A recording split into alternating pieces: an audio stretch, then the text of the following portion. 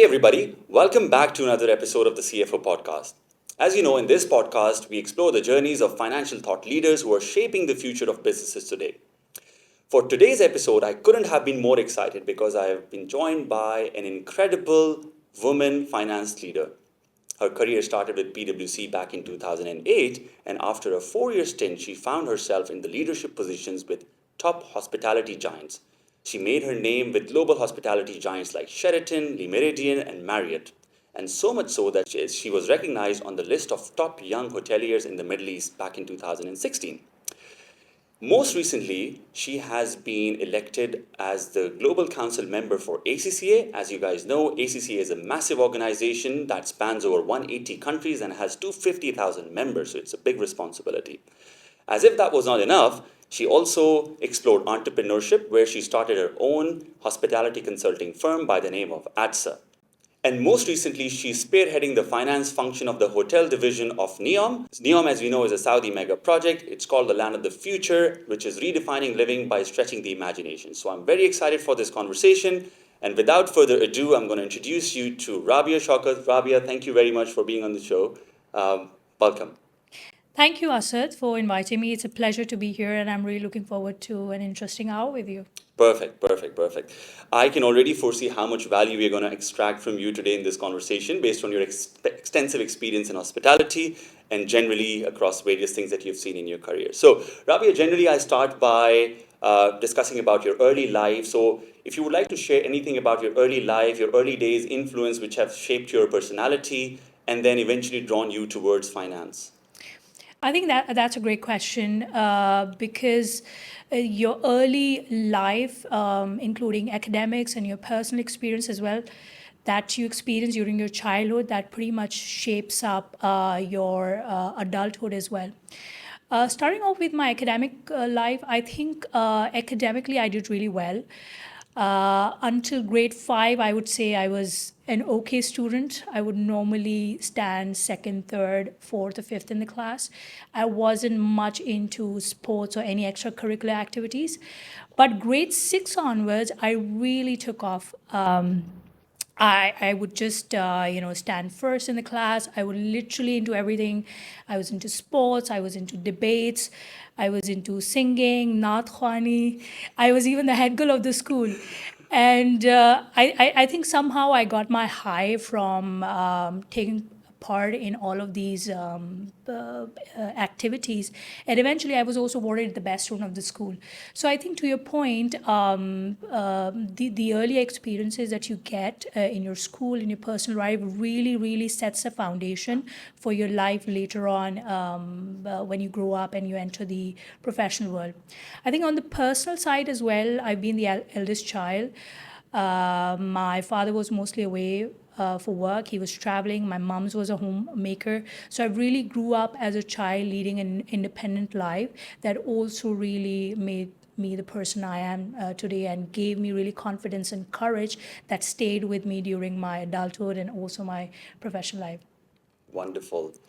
I think now I can easily connect dots as to how could you juggle between so many things that you're doing in your professional life, as to how you told us how active you were in your school days. Of course, there is a natural connection there.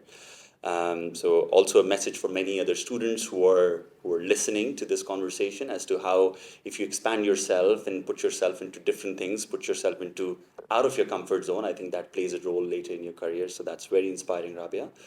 Rabia, what we also noticed from your profile is that from a very young age, of course, you have worked very hard and you found yourself into leadership position. Generally, what happens is that it takes some time. It takes some time before the career takes off into senior leadership positions. While for you, based on your personality, your hard work, and of course everything else that is a blend of your personality, you found yourself, in senior positions into the hospitality sector. So how challenging was that as a young sort of finance professional, finding yourself sort of on those senior positions, having to deal with teams, etc. Was it, if I were to use, excuse me if I use the wrong name, but was it intimidating? Does it create imposter syndrome? How did you navigate through that challenge where you tell yourself that I'm made for this and I can do this? I think if I look at it in retrospect, it was more of a blend of, mindset, luck and also hard work at the same time. When I was going through my articleship, or when we were doing CA, after we came out of the firm, I was pretty clear in my head that I don't want to start off my career in the industry at a very, you know, initial basic level where you do a lot of number crunching, you do accounting, bookkeeping, analysis. I think I was able to very quickly realize that this is a very, very powerful role. This is certainly a position of prestige because when you're in finance, you have insight to literally everything about the organization, and you can use that privilege to really, exploit the data and add value to the organization.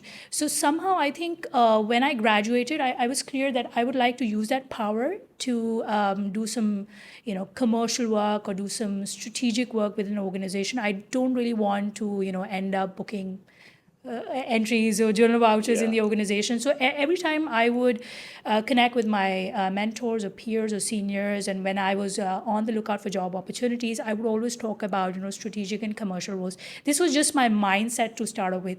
I never planned for getting into some sort of a leadership position right from scratch. It Yeah. just so happened. My initial stint was actually an internal audit role in Engro, which again was also a very, very powerful role because in Engro, they do really value adding internal audits beyond the usual compliance audit. We would really, sit with the VPs and challenge the pricing strategy and stuff. So that also gave me a lot of a good exposure initially to interact with the management, to be a federal thinker, to be more active on the strategic front.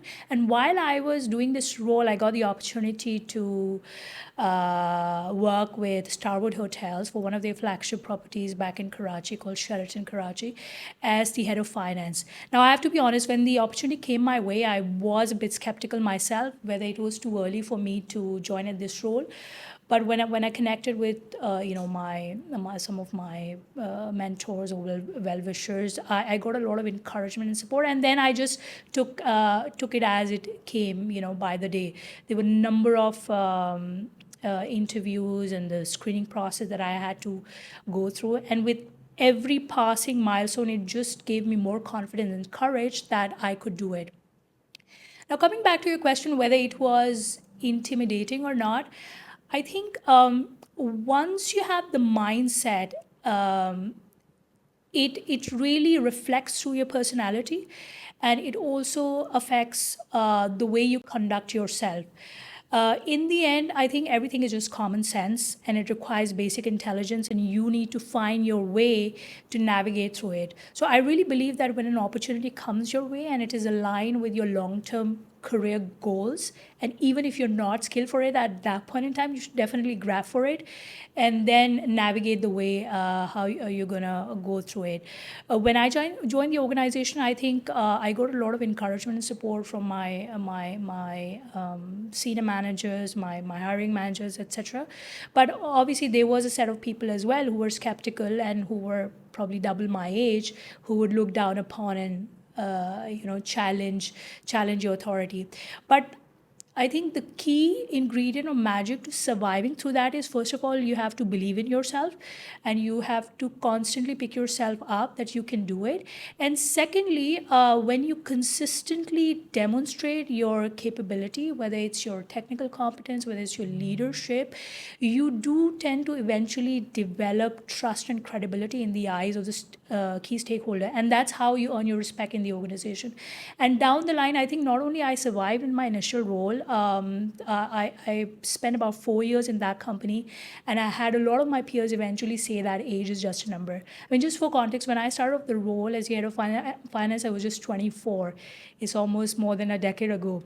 So, I mean, definitely it was challenging, but I was able to overcome that with the support of the right people around me, and also with the right mindset and passion and commitment, you can really make it. Perfect. I'm just awestruck because at the age of 24, most of us, including myself, I think we're senior financial analysts kind of job because that's the natural progression of things. So it's a testament of course, your strength, what you're made of, that you were able to land into a position like a head of finance, and not just for any organization, but for a global hospitality giant like Starwood, Sheraton. Wonderful. And I think one very important thread that I pulled out from what you said is around believing in yourself. I think believing in yourself is easier said than done, because at certain point in time you need certain validation points. Oh, I've done this, now I believe in myself before than I used to believe myself then. So I think those validation points only come as you start executing, as you take up the opportunities. You can't just refuse an opportunity without even checking if you're able to do that or not. So that's all great. So I'm going to move on to something more recently that you earned for yourself, which is being a sort of global council member for ACCA.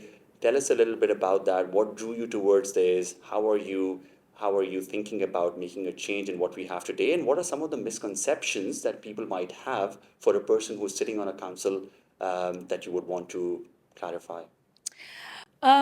So ACCA, as you started off with, it is a global organization. It has presence in more than 180 countries. It has a member base of almost more than 250,000 and more than 500,000 future members. So this is a global fraternity of easily 1 million people. In terms of my motivation to join this, I think I've spent more than a decade now in finance leadership roles in various international regional organizations. And I was at a point in time where I thought that, I need to pay back to the profession, I need to pay back to the community. And how could I really do that? And how could I really make an impact at a wider global forum? That's how it all started off. And then I started exploring avenues. How could I do that? And then this came up, and I thought, okay, it sounds like something far-fetched to contest, elections on a global platform, but let's try it. I mean, there's no harm in trying. It goes back to the point I was saying that once you get an opportunity, just grab it and then, find your way along the way. So that's how it all started. I contested the elections. I did a very aggressive election campaign, leveraging social media and capitalizing on my connection, etc. And to everybody's surprise, I eventually made it. The role of the council member is fairly strategic and is a governance role. A council member is expected to maintain an oversight on the overall direction, strategic direction of ACCA. So the council members are pretty much involved in that. I think the misconception that the wider community has is that the role of a council member is that of a doer. We are not doers. We maintain oversight for executing the strategy and doing day-to-day operational activity that sits with the executive committee, which is of course led by the ACCA team directly, and then obviously we have a lot of these regional offices who are heavily engaged at the regional level. Coming back to how I'd like to make an impact, I think generally I'm very passionate about the profession, and I really feel that this profession has a lot of potential which is yet to be unlocked. I'm a big advocate of making the profession relevant in the long term, and how can the profession really offer multiple career paths for the future members. I mean, typically you would have auditors and accountants and tax professionals, coming out of this profession. But I really like everybody to think through beyond that, how we can really leverage the power of data and insights and finance which the profession provides you to maybe explore multiple work streams. And I always say that, the ultimate goal of a finance profession, if he aspires to be into a C-suite or a leadership role, it should not end at the CFO. You have got all what it takes to eventually become the CEO of an organization. So I think that's one area I'm really passionate about. The other thing I'd like to drive through this platform would be how the finance profession can be transformed and made future ready in the years to come. Historically, I think finance profession has struggled on the technological side. There's a lot of work that needs to be done when it comes to digital transformation and the disruption led by technology. So I think that is a big opportunity that lies ahead of us in the profession. And lastly, lastly, I would say just generally motivating and inspiring the young finance professionals, especially women, to really pursue leadership roles and to really figure out what are the barriers that everybody is facing to get there. If you talk about women, half of the workforce we lose when women create families, they go on to maternity breaks, and they find it harder to really make their way back to the workforce. We lose a full layer of workforce within finance that could potentially make it to the leadership role. So how can really global organizations like ACCA lobby with employers, with organizations, with I don't know, governments to make an impact and play its role in ensuring a sustainable society and workforce, and help returning work parents to come back to the workforce and make their way up there to the leadership positions. I think, first of all, very inspiring. Second of all, I think from a woman leadership perspective, Rabia, I think that is something very important here, because I'm sure there are so many young women who would definitely look up to you because they've seen you, how you've grown through your mother as well, and you've accelerated in your career, you've reached the top position. So how do you think, what are some of the things specifically that you want to do or you're doing towards inspiring women to continue this journey and sort of take up more sort of leadership roles and don't be sort of scared about how the world is structured around them? I saw that you are a part of an organization that supports this cause. Could you share some thoughts around that? I think for women, needless to say, I mean, it's a constant struggle depending on what's going on in your personal life. Um, I think my key message to the women would be, first of all, you have to believe in yourself. That's the most important thing and the starting point of everything that will come ahead in your life. There's a lot of talk about this imposter syndrome. Personally, I've never felt it. I've always believed in myself. I mean, sometimes we overvalue ourselves, sometimes we undervalue ourselves. But I think fundamentally we have to believe in our capabilities of what we can do, what we are doing, and what we can still do. We are still discovering ourselves, and with passing years, you grow as an individual. So I think that the first thing would be you have to believe in yourself, and then for women there are a number of struggles in your life. You have so many people you've got to do with. You have so many societal pressures as well, especially if you're going to make a family. So you have to make sure, if you really want to excel and grow in your life both professionally and personally, you have to create a community of people around you who really support you. You have to create Yeah. your own support system, and that has got not just to do with your personal life. I mean, surely you have to have people around you, whether it's your immediate family, your husband's family, your friends, but you also have to carefully, I think, choose certain professional opportunities where you work with people who will be supportive of you.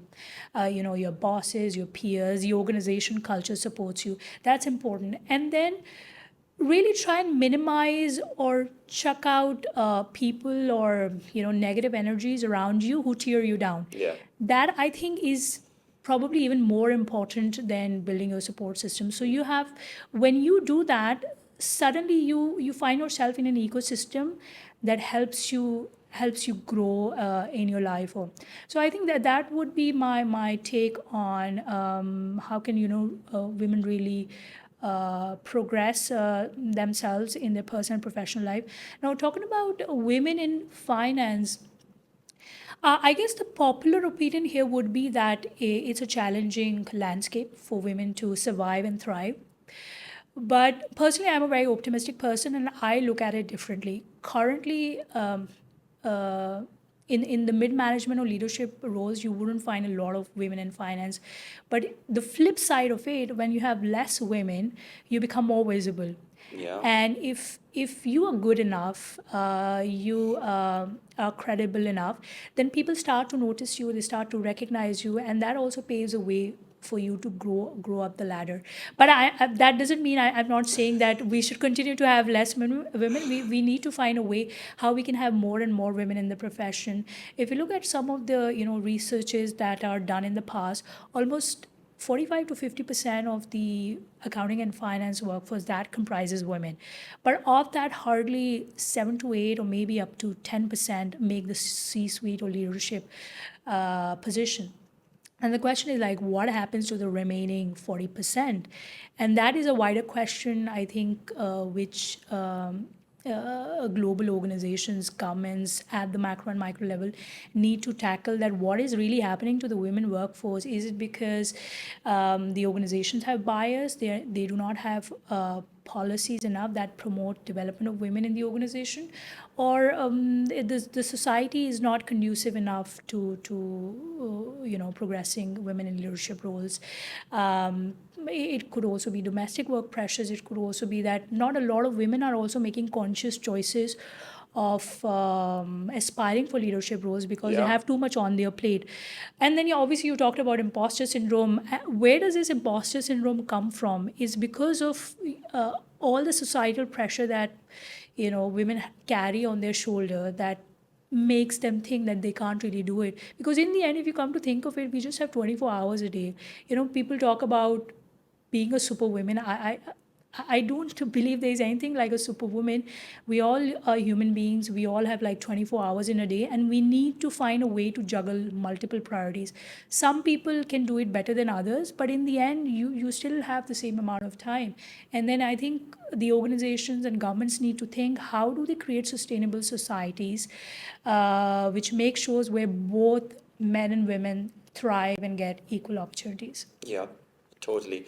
I think I've been blessed to see some of the very sort of successful stories for women careers. My sister being one of them, and I, of course, you and I worked at some point in time together in PwC. Not that we crossed each other's paths, but of course, yourself and there are a few others from PwC who have really risen and shined to the top, and which basically makes me feel proud, of course, because we are part of the same community at the same time. Makes me feel happy that you can inspire a lot of women. Between men and women, I think, to be honest, it's also a mental construct. I mean, it shouldn't be there at all, right? We're, as you said, we're two resources, right? Different genders, but two resources should be treated equally, should be treated same by the society. But unfortunately, that's not the case. You spoke about societal pressures. You spoke about creating a support system. How important do you feel in your life was the support system around you? I mean, being your siblings or your parents or your spouse or your bosses, etc., who sort of constantly reassured and sort of gave those kind of validations that Rabia, we got this, and then of course that plays a role in creating a stronger personality eventually. Yeah, I think I've been blessed to have an incredible support system. If I talk about my family front, I have a very supportive husband. Currently, as well, I've been predominantly working in Saudi Arabia, frequently traveling back to Dubai because my family is still based out there. All of this, I think, would not have been possible without the support of a supportive spouse. That's one. Then I think beyond that, I do have a strong support system from my mother, from my sister. Despite the fact that my mom was a homemaker, she's always very encouraging of me to really push myself and just excel in my career. And then I think on the organizational front, I have consciously made choices of choosing my bosses, if I could put it that way. And I have also left certain organizations where I thought the support system was not there, especially because when you have children, you have newborns, you need flexibility in your day-to-day work life. And now this is the era I'm talking about is pre-COVID, when policies like work from home, etc., did not exist. And finance, as you know, is a very labor-intensive role. It requires long hours. You have to really offer that kind of commitment to meet up to the expectation. So I think on the organizational side, despite whatever the organization culture is, I have consciously chosen to work with certain teams of people who support that, who understand that, and who generally give you that flexibility, right? In the end, there's this whole debate about work-life balance, which does not really exist in practical life, right? You have to find your own balance. How do you manage work and life? And everybody is going through different phases in their life, and what work-life balance means to you may not mean the same to me as well. So I think the debate is really around work-life integration. How do you manage Exactly. everything at the same time? Now, given we have technology at our disposal, organizations have become much more flexible. There's a lot of awareness as well. So I think people also have become more and more aware of the specific challenges surrounding around women. And I've just been incredibly blessed to be working with such people who really support women and help them excel and grow in the organization. Wonderful. I think we will take the discussion forward towards your experience around hospitality. I think it would be unfair and injustice to this conversation if we don't deep dive into hospitality and some of the dynamics around that. So I'm going to start with your entrepreneurial experience with ATSA, Hospitality Consultants. Tell us about your entrepreneurial journey, what led you towards it, and what kind of services do you provide? So I think we live in an era where you can do multiple things, and personally, I want to do multiple things. I don't want to retire doing 9 to 5 job. I've already ventured into entrepreneurship. I'm on the council as well with ACCA, and I think I definitely see myself doing a lot more beyond that. I want to do volunteer work. I want to do multiple business, and that was really the drive and motive for me to venture into entrepreneurship. What we really do within the company, this is a very niche financial consulting firm that specializes within the hospitality industry and provides all sorts of financial services across all stages of the life cycle of a hospitality service, a hospitality asset. I mean, whether the asset is at the development stage, or it's at the pre-opening stage, or it's operating, or you're exiting, and so on and so forth. So I think it provides you a one-stop shop and one platform where you can get all your finance solutions. And the reason why I ventured into this was that I really felt that there was a gap in the market. You don't have a lot of finance consultants, consulting firms, let alone hospitality. Most of the firms that you would see in the market are either focused on auditing, accounting, taxation. I think that market is kind of saturated. Whereas on the finance side, there's a lot of opportunity that can be unlocked where we don't see a lot of players in the market, whether you talk about finance transformation, technological disruption, future focus, consultancy, sustainability, and you name it. So I thought there was a gap, and there is a niche in the market that could be exploited, and that's how it all started. Amazing, amazing. So with your tough routine and your travel back and forth, how are you able to juggle between sort of this and that? It's definitely not easy. I have a family as well. I've got 2 children, and then with personal and professional commitment, it does get challenging. But I have built a team within my company that takes care of certain projects ongoing. So that way, I minimize the involvement required. I've recently got into some partners as well, so we have obviously shared the risk and the workload. So right now, I'm managing that way, but yeah, I mean, it does get challenging. You have quite a few competing priorities at all the time, and you have to just figure out at that point in time what is more important and what is that you need to prioritize. Amazing. So I'll take this discussion forward deep into hospitality sector. So as I said earlier in our chat, you were a hospitality stalwart, at least to us. And I think what we can do is that we can definitely unpack the hospitality sector. So I think it's a very cliched model, which is a SWOT analysis, which it's something that I don't usually do in podcast, but I thought I wouldn't get another opportunity to sort of break down the strengths, the weaknesses, the threats and opportunities that you see in the hospitality sector today. And we can also speak about some of the booking platforms. Are they partners or are they competitors? Booking.com, etc. So let's just sort of unpack the hospitality sector. I'll leave it to you how you want to structure the response, but let's just unpack here. I think hospitality industry is part of the base economy.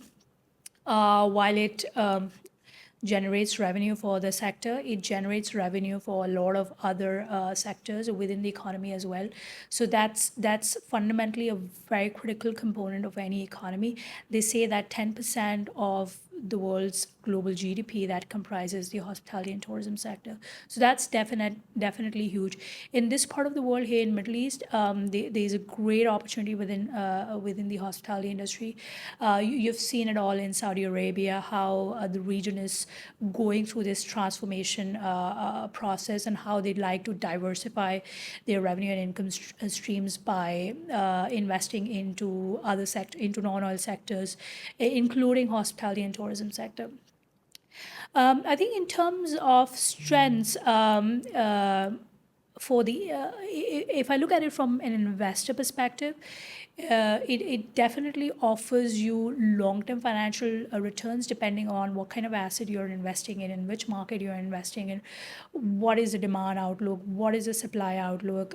We've seen in UAE before, during the COVID times, even back in 2016 when there was an oil and gas crisis, that puts a pressure on the top line, and if you have a lot of supply in the market, that depletes the returns for the investor. So I think you always have to be conscious about the the pestle aspect of the sector, of what the economic outlook looks like, what's the political landscape. Hospitality is certainly seasonal.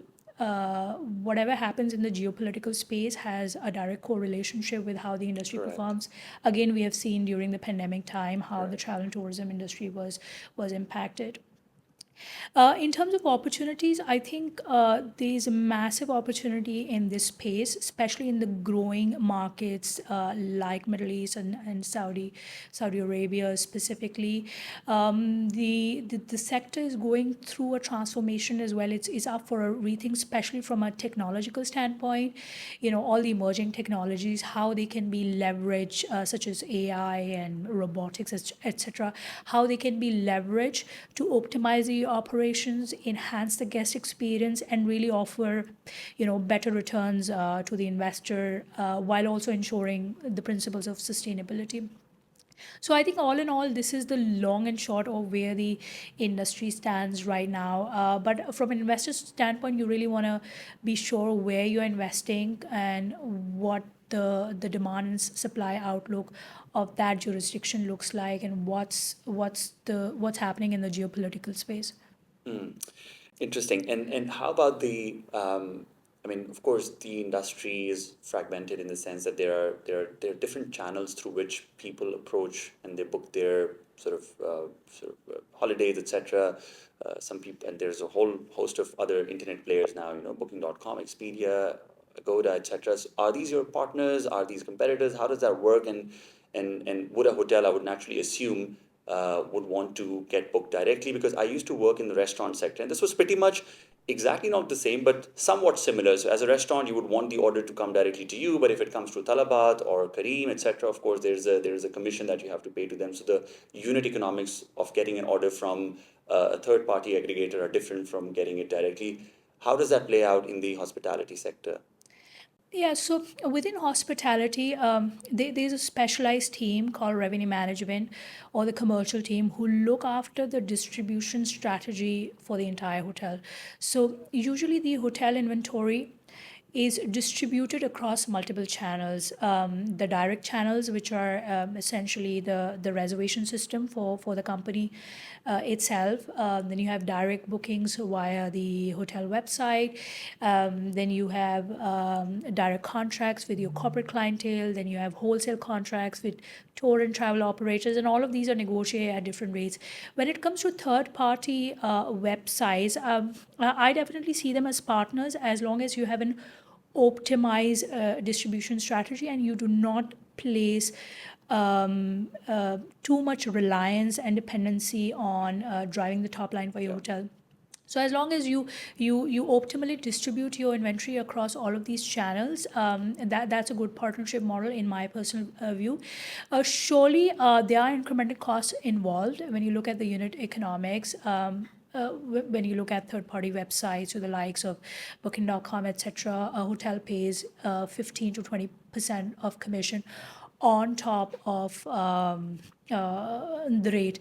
And usually, with all these third party websites, there's something called a rate parity agreement, which means that you are obliged to offer the same rate to the end consumer across all your channels. So what you cannot do is inflate your rate, let's say at booking.com, so that you can recover the cost of your commission.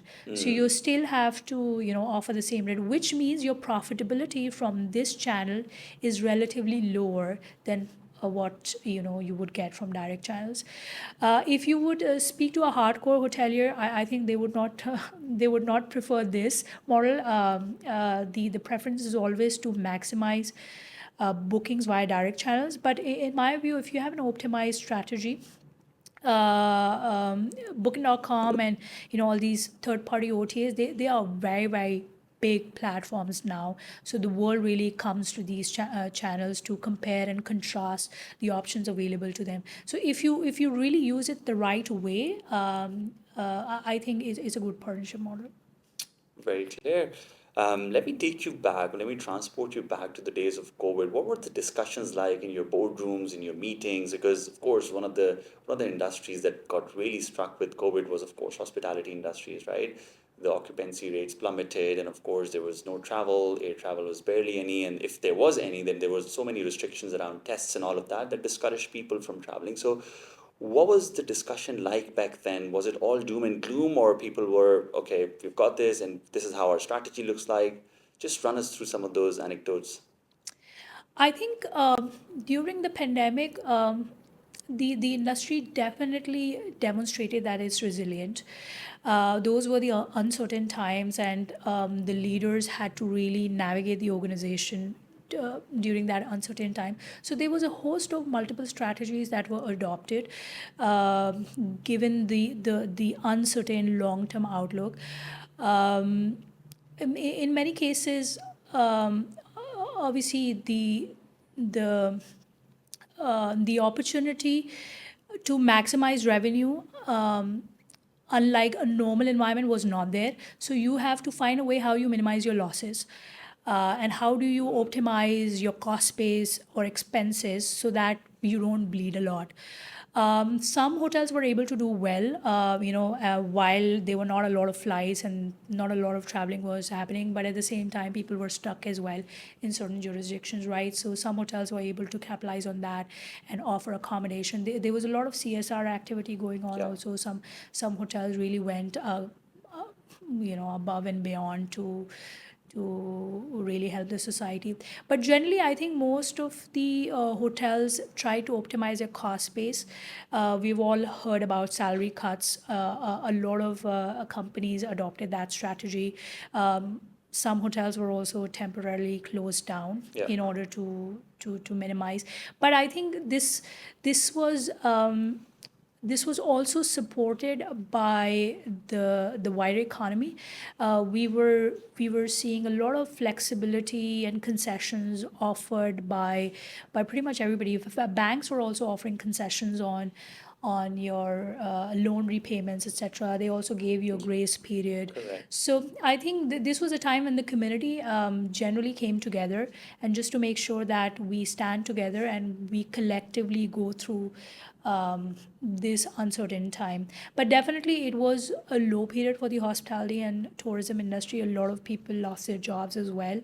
But within the region, I think UAE especially bounced back very quickly. The industry picked back very quickly as well. And now, if you see, the hotel rates are sky high, the real estate is booming, there are ample opportunities. Saudi Arabia is booming with a lot of hotels in the pipeline. So as I was also mentioning earlier, it's pretty seasonal, and depending on what's happening generally in the economy and in the geopolitical space, it has a direct impact on the industry. Indeed, it has. I'll take you to NEOM now, your latest work at the moment. So for Saudi, I've recently had a chance to visit Saudi, and of course, Saudi has a knack of envisioning those mega projects and then eventually, of course, seeing them through to completion. At one point in time, I was working with a construction firm in Saudi, and these are some of the mega projects that we were seeing on our books, the Hermain Railway project, etc. And now I happen to have visited it recently, and I was blown away with how good it looks like, the experience overall, how big it is, and how vast the network how vast the network is. Now, coming to this project called NEOM, of course, NEOM has made headlines across papers across the world. I mean, they say it's the city of the future. They've stretched their imagination to redefine living. So, because you're living it firsthand, you live in NEOM, run us through what the project is about, what is the promise, and how do you think it's going to reshape living? NEOM, as you said, is a very futuristic project. It's going to turn into an advanced city. From a funding standpoint, it's a multi-billion-dollar project. They call it it's the world's biggest startup. Currently, we have more than 100 nationalities in the company. NEOM is really building a community of world's top talent to do something that the world has never seen before.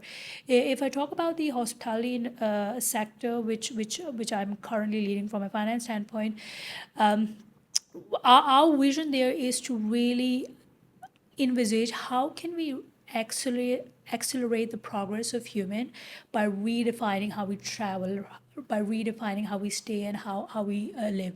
And that translates into this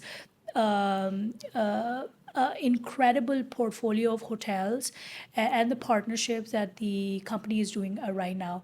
We have some amazing hotels in the pipeline, which will be coming in line with the Saudi Vision 2030. That's going to offer exceptional, never seen before design architecture. It's going to be sustainability focused. We have done some incredible international hotel partnerships as well. All these operators are on boards during the design and construction phase of the hotel.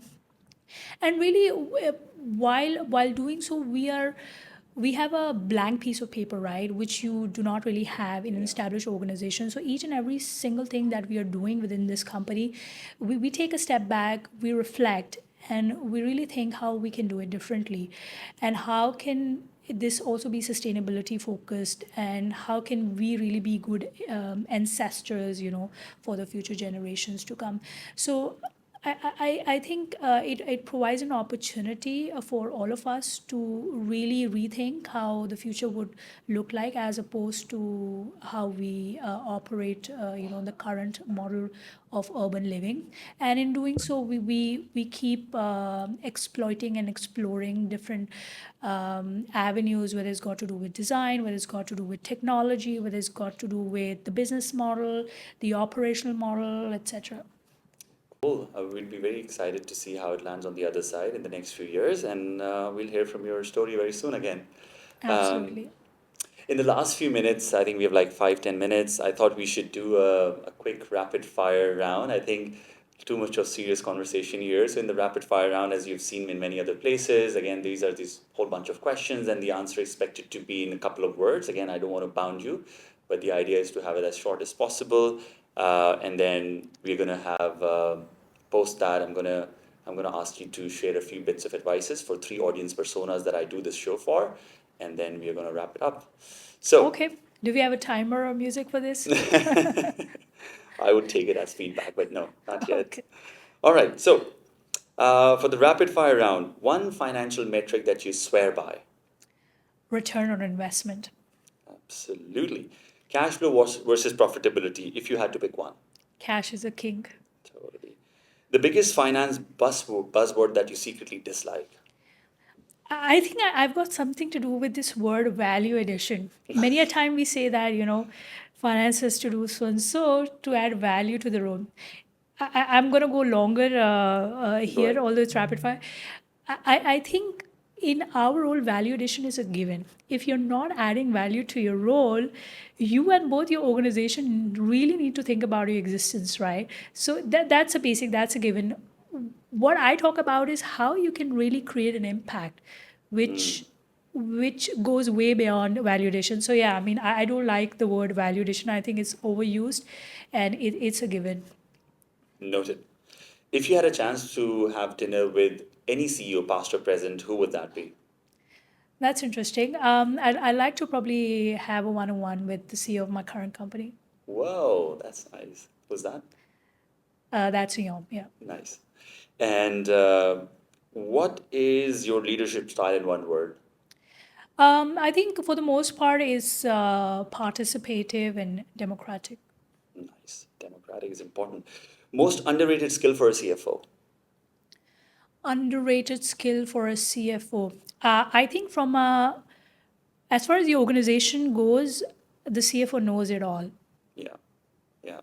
And I think that's often overlooked and not recognized, or probably not exploited enough by the leadership. Cool. Would you rather had unlimited budget or unlimited foresight? Absolutely unlimited foresight, because that will give me the ability to generate unlimited wealth and therefore unlimited budget. Indeed. What's the biggest financial misconception about the hotel business?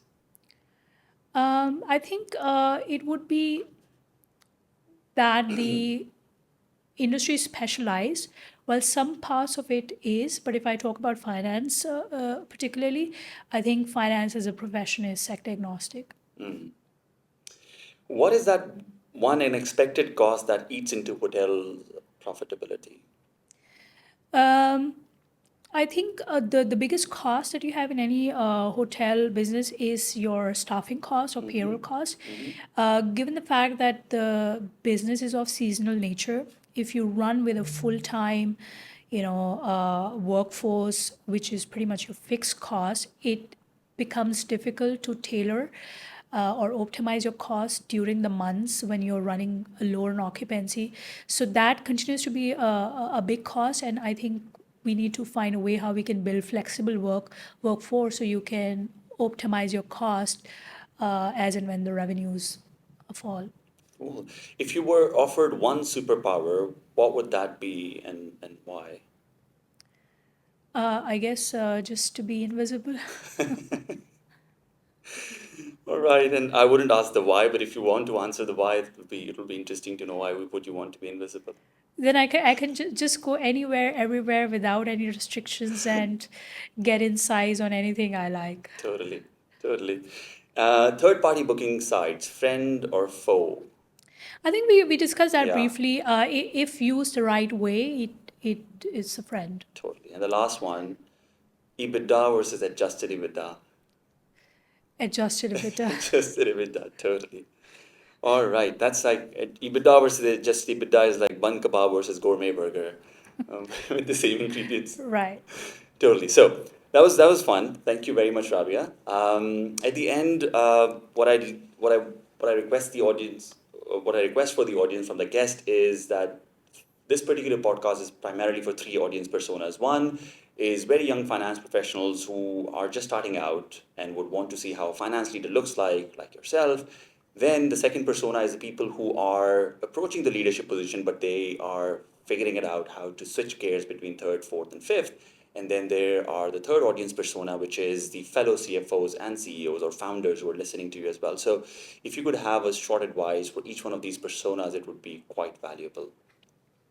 I think for the young finance professionals who are just starting out, I would tell them that you should know that you're working in a very powerful department of your organization. You're in a position of prestige, and you should use that prestige to build influence, and then really exploit what you have for the wider benefit of the organization, and take initiative and add value or create an impact. Coming down to what you talked about aspiring leaders who want to be Yeah. in the leadership. I think if you're looking to become a CFO, let's say if you are a manager and you want to be a CFO, just start behaving like one. Nobody is really stopping you to Yeah. take initiative, lead from the front, start behaving like one, and eventually you will see that people start to notice you, and you will pave the way for yourself to grow. And for our peers from the non-finance world, I would say work closely with your CFO and see how you can, partner in a way which could benefit yourself and also the organization. Thank you so much, Rabia. Your story is nothing short of inspiring. I'm sure you've left the audience inspired. Thank you very much for being a part of this podcast. Really appreciate that. Thank you for having me, Asad. It was a pleasure chatting with you. Thanks a lot. That's it for this episode, guys. I hope you enjoyed it and extracted maximum value out of this. Rabia is available on LinkedIn. Please feel free to connect with her and see you next time. Have a good one. Cheers.